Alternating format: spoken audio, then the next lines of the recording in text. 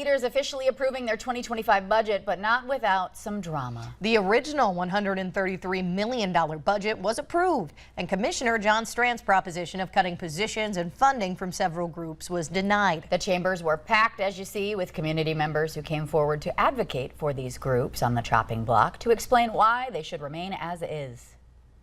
The engagement center was a response to a need in the Fargo area, and elimination of that funding will take away one of the very few places to divert you out of a very broken system. The final budget must now be submitted to the state by October 7th.